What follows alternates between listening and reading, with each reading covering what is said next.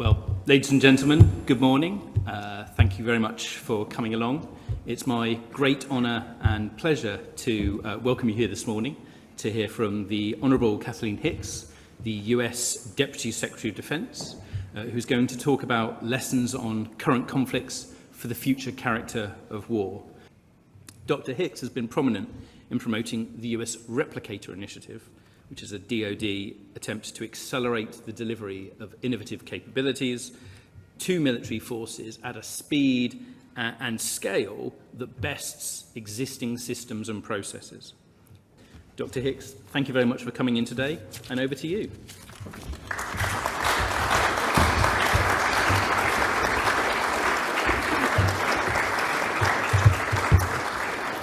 Well, thank you very much, Matthew, and good morning to everyone. It is truly great to be back at the Royal United Services Institute. Across the pond, RUSI is well recognized for its incisive research and broad convening power on defense and security matters. Emerging capabilities and concepts used in Ukraine and smaller wars prior seemed like minor adaptations enabled by a global diffusion of commercial technology. They've since become more broad-based shifts embedded into the conduct of the war.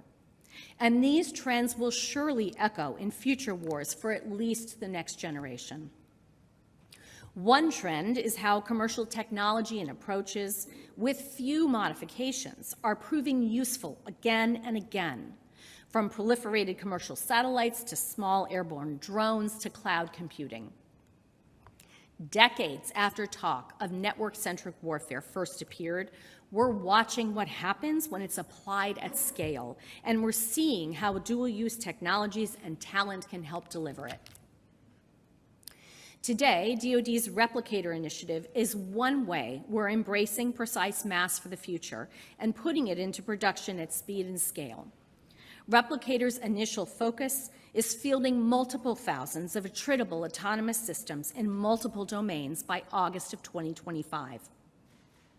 It's a pathfinder that is not only on track to meet this operational goal, but also to speed the scaling of responsible autonomy more broadly.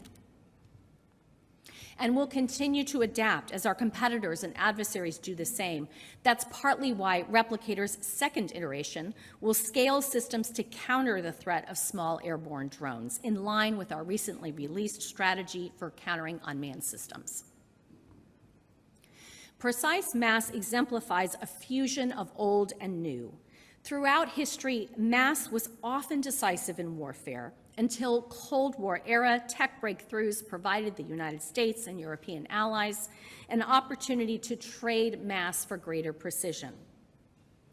Now, the ubiquity of commercially available precision has made mass matter yet again, even as precision continues to improve military efficacy and efficiency and contribute to the protection of non-combatants.